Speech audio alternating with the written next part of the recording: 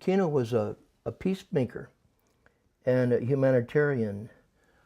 He brought fruit trees and grains into these valleys, the Santa Cruz Valley, the Altar Valley, many of the other valleys in Sonora. And he brought cattle and horses, sheep and goats, burros, introduced those to the people and turned them into husbandmen. Anything to increase the ability of the people to take care of themselves and feed themselves. Kino entered this country about 1687, and he died in 1711. He brought many blessings to this country. And long after he died, the influence of Kino lived on. This particular chapel that I'm working on, I drew sketches of it several years ago, always wanting to do a couple more paintings of it. There's a page in here that shows an artist's conception of what this chapel was like in 1705 and 06. And it was dedicated in 1711. And they found the foundations of this church. And in 1965, Mexico made a major effort to find the bones of Kino, because people said he was buried here, there, and elsewhere. And in this book, Kino Guide 2, by Charles W. Polzer, copyright 1982, they show the various foundations in Magdalena.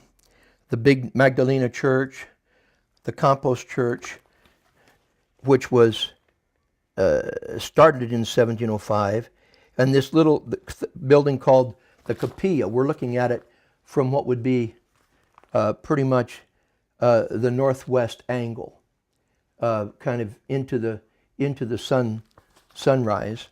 And it was called the Chapel of San Francisco Javier, and it was dedicated in 1711. And Kino was there, and while he was there, he got sick and died. And they buried him in the floor of this chapel. Well, there's nothing left of the chapel. That ground had been covered many times by other buildings, and so it took quite an effort by some international scholars, archaeologists, historians, all working together to find where the foundations of this chapel were actually located. And they did, they found it. And from the foundations, drawings were made based on the styles that were popular by the Jesuits. For many years it was a mystery as to where Kino was buried. And in the early part of the 1700s, this little chapel was started in Magdalena. And it was the first building there in Magdalena.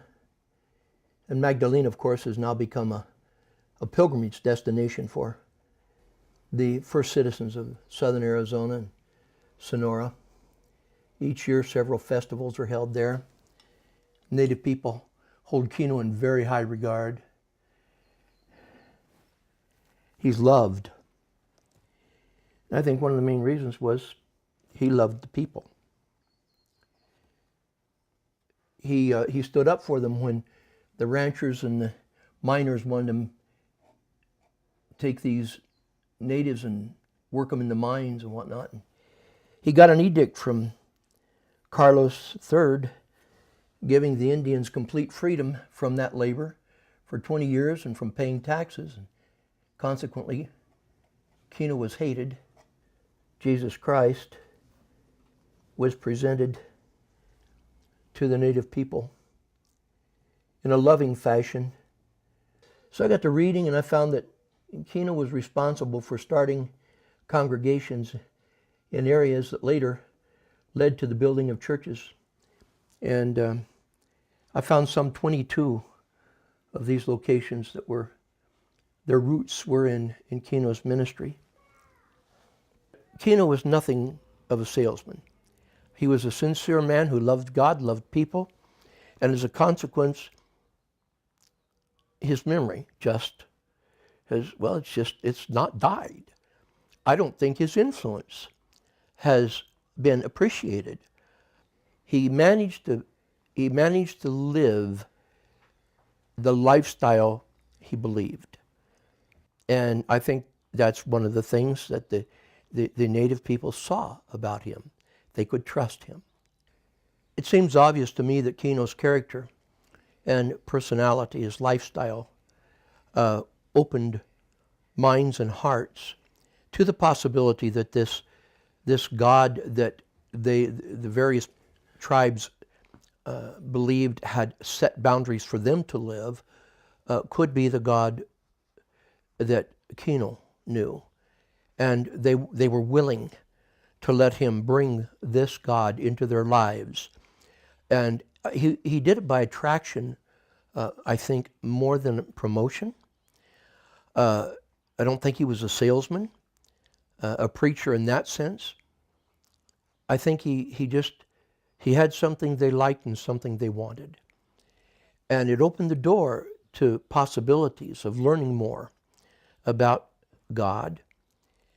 And I know that here in this town where there are so many Protestants and Catholics living in the same city but not really knowing much about each other, there's probably a lot of ignorance about the very blessings that God did bring into southern Arizona through men like Kino.